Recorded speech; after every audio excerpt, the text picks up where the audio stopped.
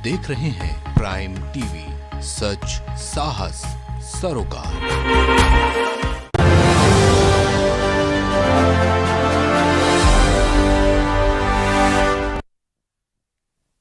नमस्कार, prime TV में आपका स्वागत है। मैं हूं आपके साथ शिखा मेहरोत्रा। शुरुआत करते हैं उत्तराखंड बुलेटिन की। दिल्ली के मुख्यमंत्री और आम आदमी पार्टी के राष्ट्रीय संयोजक अरविंद केजरीवाल ने कोरोना संक्रमित होने की पुष्टि की है। उन्होंने ट्वीट कर इस बात की जानकारी देते हुए अपने संपर्क में आए सभी लोगों से एहतियात बरतने और जांच करने की अपील की है। केजरीवाल के पॉजिटिव आने के बाद उत्तराखंड में भी हलचल है। बता दें कि अरविंद केजरीवाल 3 जनवरी को उत्तराखंड के दौरे पर रहे। केजरीवाल जॉलीग्रांट एयरपोर्ट से सीधा बीजापुर गेस्ट हाउस पहुंचे। यहां उन्होंने 1 बजे से 3 बजे तक पार्टी पदाधिकारियों के साथ अलग अलग बैठक की थी।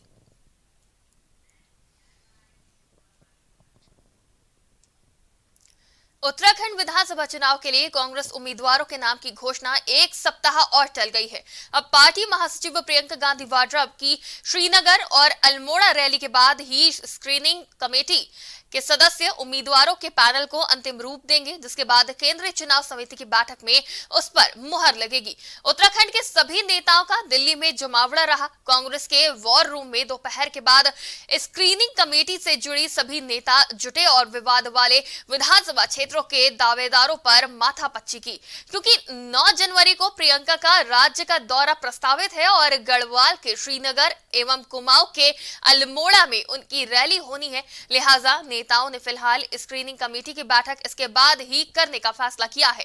राज्य से जुड़े सभी नेता, प्रभारी और तीनों सह प्रभारी भी रैली की तैयारियों के लिए अगले सप्ताह उत्तराखंड में रहेंगे। उत्तराखंड ऋषिकेश पत्रकारिता और पत्रकार के अधिकारों और उनके उत्थान के लिए कार्य कर रही अग्रणी संस्था पत्रकार प्रेस परिषद एवं हिमालय और एक निजी अखबार ग्रुप तथा पत्रकार प्रेस महासंघ के संयुक्त तत्वाधान में मीडिया का वार्षिक महाअधिवेशन एवं सम्मान समारोह देवभूमि उत्तराखंड के ऋषिकेश में आयोजित किया गया। इस कार्यक्रम का शुभारंभ माननीय मुख्य अतिथि, जिसमें परिषद के राष्ट्रीय अध्यक्ष बाबा श्री कृष्ण देव मिश्रा एवं महंत के महासभा के राष्ट्रीय अध्यक्ष श्री राम प्रताप साकेती द्वारा किया गया। विशिष्ट अतिथि में कांग्रेस वरिष्ठ नेता अनिल भास्कर समेत कई दिग्गज मौजूद रहे। कार्यक्रम की अध्यक्षता परिषद के राष्ट्रीय सचिव प्रदेश प्रभारी ऋषभ मिश्रा आजाद ने की और अधिवेशन में पत्रकारिता क्षेत्र में बेहतरीन योगदान देने वाले पत्रकारों को श्रमजीवी पत्रकार गौरव सम्मान से सम्मानित किया गया, जिन्हें परिषद के राष्ट्रीय अध्यक्ष बाबा श्री कृष्ण देव ने स्मृति चिन्ह और श्रीफल देकर सम्मानित किया। इस भव्य आयोजन और पत्रकार प्रेस परिषद के नए चेयरमैन का पद श्री ऋषभ मिश्रा आजाद को सर्वसम्मति से दिया गया है। साथ ही इस अवसर पर बाबा श्री कृष्ण देव मिश्रा ने सभी अतिथियों को संबोधित भी किया।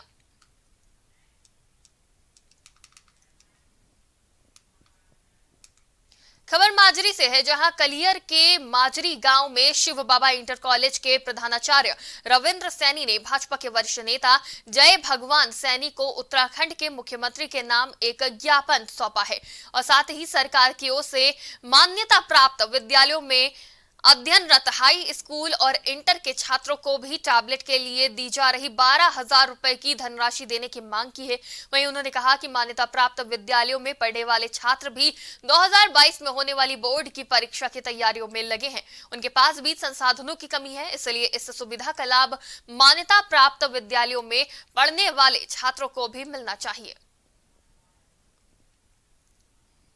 आपके नए मुद्दे क्या रहेंगे? अभी क्या रहते हैं तो देश में पिछले 50 साल तक कोई एक पार्टी सरकार रही, तो जब हाईवे कहाँ थे, सड़कें कहाँ थी, कहाँ इतनी योजनाएं थी, कहाँ ये फ्री हम 1 साल तक मुफ्त राशन दे रहे हैं कोरोना काल में, तो ये कहाँ थे मुद्दे उस समय? तो जो देंगे आएंगे तभी देंगे। हम दे रहे हैं, जनता को मुफ्त राशन दे रहे हैं। केंद्र सरकार पूरा भरपूर मात्रा में गरीब लोगों को मुफ्त राशन दिया जा रहा है और होली तक के लिए तैयार है वो पूरा मामला। केंद्र सरकार माननीय जैसे प्रधानमंत्री मोदी जी दे रहे हैं, ये सबसे बड़ी स्कीम है दुनिया की। 80 करोड़ लोगों को मुफ्त राशन देना छोटी स्कीम थोड़ा ही है ये। चल पाएंगे बिल्कुल, इस बार कलियर में जरूर।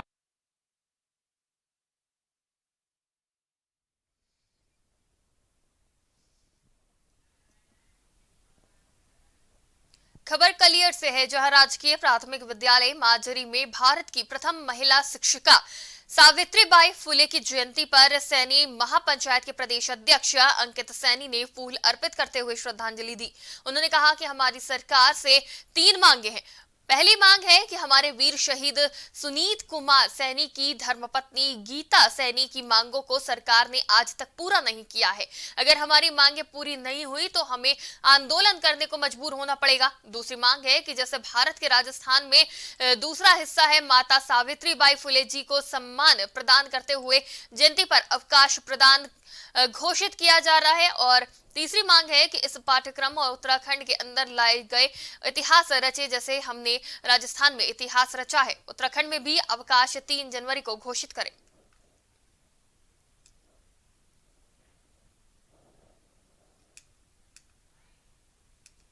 सैनी महापंचायत संगठन प्रतिवर्ष माता सावित्रीबाई फुले जन्मोत्सव मनाता है और हमारा जो संगठन का मेन उद्देश्य है अपने महापुरुषों का सम्मान करना है और महापुरुषों के द्वारा किए गए कार्यों को जन जन तक पहुंचाने का हमारा उद्देश्य है। बड़ी देर में जाग रहे कहीं ना कहीं अभी तक जो देखिए, सिस्टम की कमी नहीं कह सकते, धीरे धीरे ही बड़े होते हैं। आज हमें जानकारी हुई कि माता सावित्रीबाई फुले जी ने इतना महान कार्य किया, जिसका कारण कहीं ना कहीं सरकार भी है।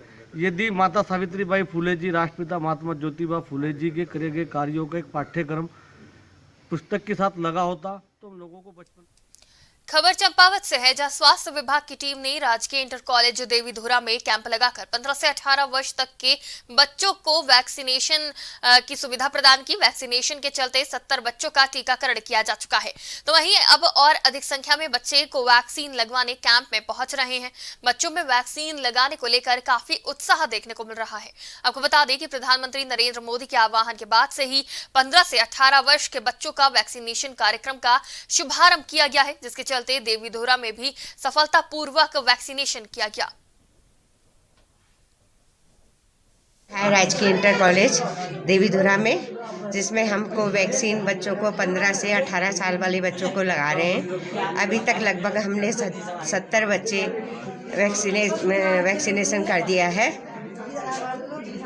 और हमारी पूरी कोशिश है कि हम ज़्यादा से ज़्यादा बच्चों को वैक्सीनेशन करें और जितने हमारे यहाँ पे बच्चे आएंगे हम उनको।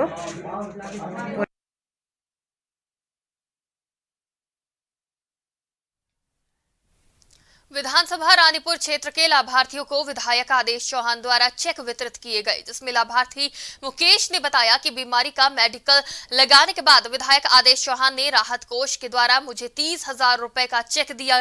साथ ही साथ बताया कि दूसरे व्यक्ति को उसकी बेटी की शादी के लिए राहत कोष द्वारा 10,000 रुपए का चेक दिया गया है।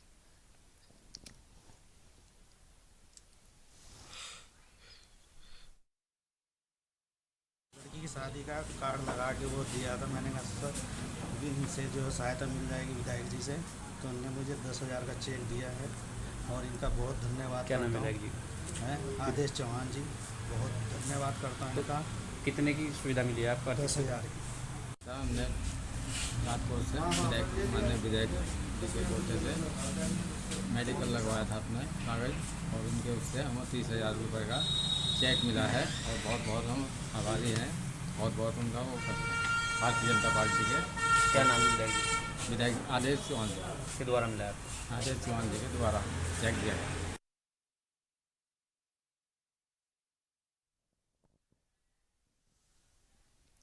प्रधानमंत्री नरेंद्र मोदी के संबोधन के बाद हरिद्वार में हुआ 15 से 18 साल तक के बच्चों का वैक्सीनेशन शुरू हो गया है, जिसके चलते डीएम विनय शंकर पांडे, मुख्य स्वास्थ्य अधिकारी डॉक्टर खगेंद्र सिंह ने उप जिलाधिकारी पूरन राणा के साथ स्कूलों में वैक्सीनेशन केंद्रों का निरीक्षण किया। इस दौरान जिलाधिकारी ने बताया कि शहर के साथ साथ ग्रामीण क्षेत्रों में भी स्कूलों में वैक्सीनेशन सेंटर बनाए गए हैं और जिला प्रशासन से प्राप्त जानकारी के अनुसार लगभग 1 सप्ताह में 100% आंकड़े पूरे कर लिए जाएंगे। तो वहीं दूसरी ओर वैक्सीनेशन को लेकर छात्र छात्राओं में भारी उत्साह देखने को मिला। छात्रों ने कहा कि कोरोना से बचाव के लिए वैक्सीनेशन करना बहुत जरूरी है। देखिए, पहले मैं आपको ये अवगत करा दूं कि माननीय प्रधानमंत्री जी का जो आह्वान था और जैसे निर्देश हमको अपने शासन से प्राप्त हुए, 15 से 18 वर्ष की आयु के जो हमारे बच्चे हैं उनको कोवैक्सीन की डोज लगाई जा रही है और आज से इसका शुभारंभ किया गया है। 1 सप्ताह तक ये पूरा अभियान चलना है और हम लोगों का प्रयास ये है कि इस 1 सप्ताह में जो भी हमारे बच्चे इस आयु सीमा की परिधि में हैं उनको हम टोटली वैक्सीनेट कर दें। और लगभग हमारे 368 के आसपास सेंटर्स इसके बनाए गए हैं। आप मोटे तौर पे मान के चलिए कि जो भी हमारे विद्यालय हैं वहाँ पर इसका सेंटर बनाया गया है और इसमें शिक्षा विभाग को मुख्य दायित्व दिया गया है। चूँकि आपको पता है कि विंटर वैकेशंस भी चल रही हैं कहीं कहीं, तो ये भी कहा गया है कि आप टीचिंग सस्पेंड रखिए लेकिन सभी छात्रों को यहाँ बुलाइए, छात्र छात्राओं को, और स्वास्थ्य विभाग के माध्यम से सही समय पर वैक्सीन पहुँचे, वैक्सीनेटर वेरीफायर उसकी व्यवस्था सुनिश्चित की जा रही है। आज पहला दिन था, मैं यहाँ DPS में आया था और मैं कुछ और सेंटर्स को देखने जा रहा हूँ और हम उम्मीद करते हैं कि कल से ये अभियान पूरी गति को पकड़ लेगा। क्योंकि आज प्रथम दिन है तो पहले दिन थोड़ा सा व्यवस्था में और एक नई चीज़ होती है, लेकिन मुझे उम्मीद है कि आज शाम तक भी इसके अच्छे परिणाम। पिछले कुछ दिनों से उत्तराखंड में मौसम शुष्क बना हुआ है, लेकिन मंगलवार से मौसम करवट बदल सकता है, जिससे पहाड़ी क्षेत्रों में बर्फबारी और मैदानी इलाकों में कहीं कहीं हल्की बारिश होने के आसार बन रहे हैं। राज्य मौसम विज्ञान केंद्र के निर्देशक के अनुसार राज्य के पर्वतीय क्षेत्र में कुछ स्थानों में हल्की से मध्यम बारिश होने की संभावना है। राज्य के मैदानी क्षेत्रों में कहीं कहीं हल्की से बहुत हल्की बारिश हो सकती है, तो वहीं 2500 मीटर से अधिक ऊंचाई वाले इलाकों में बर्फबारी होने की संभावना है। देहरादून और मसूरी में सुबह के समय बादल छाए रहने और शाम के समय हल्की बारिश हो सकती है, जिससे अधिकतम तापमान में 1 से 2 डिग्री की कमी आ सकती है।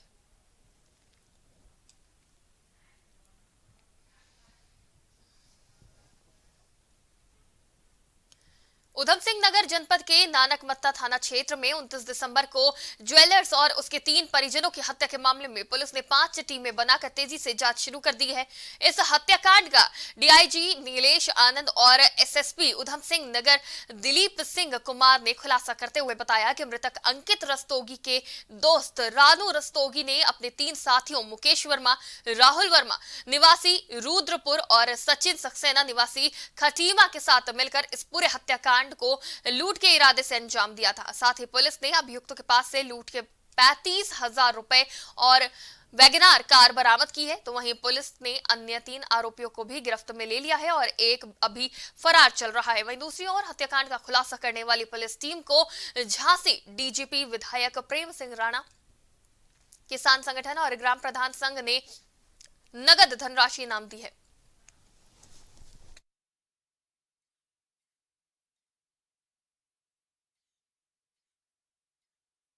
4 लोग इन्वॉल्व थे। 4 में से इनका जो सरगना है रानू रस्तोगी है, उसके साथ साथ विवेक और राहुल, इन दोनों को अरेस्ट हमने कर लिया है। सचिन सक्सेना जो है एक इसका क्रिमिनल बैकग्राउंड है, यूपी में इसके विरुद्ध लूट, मर्डर, गैंगस्टर एक्ट और 25 आर्म्स एक्ट के तहत मुकदमा पंजीकृत किया जा चुका है।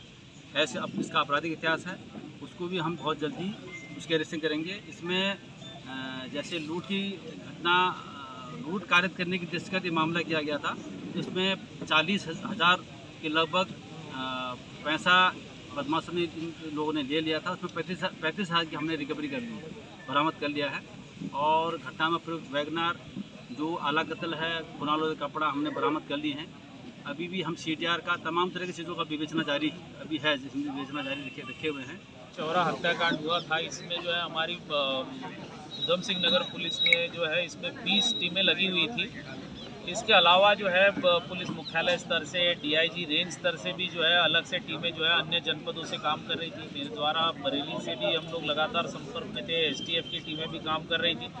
लेकिन जो है यहाँ SP सिटी ममता वोरा, इनके अंडर में जो SOG इंचार्ज है कमलेश, इन्होंने बहुत अच्छा कार्य किया। पूरा रात दिन 24 घंटे इस केस में लगे रहे, लगातार रात भर इन्होंने काम किया और जो है जल्द ही जो है 3-4 दिन के अंदर खुलासा हुआ, जिसमें जो है जो मुख्य अभियुक्त था रानू रस्तोगी, इसकी गिरफ्तारी की गई, जिसमें उसने ये घटना कबूल किया है कि जो है उसने जो घटना में प्रयुक्त वैगनार थी, जो CCTV फुटेज में भी आई थी और जिसमें वो उतरते हुए दिखे, चढ़ते हुए दिखे मर्डर के पहले और बाद में, वो भी जो है वो गाड़ी बरामद। उत्तराखंड की खबरों में फिलहाल इतना ही। तमाम खबरों के लिए देखते रहिए प्राइम TV।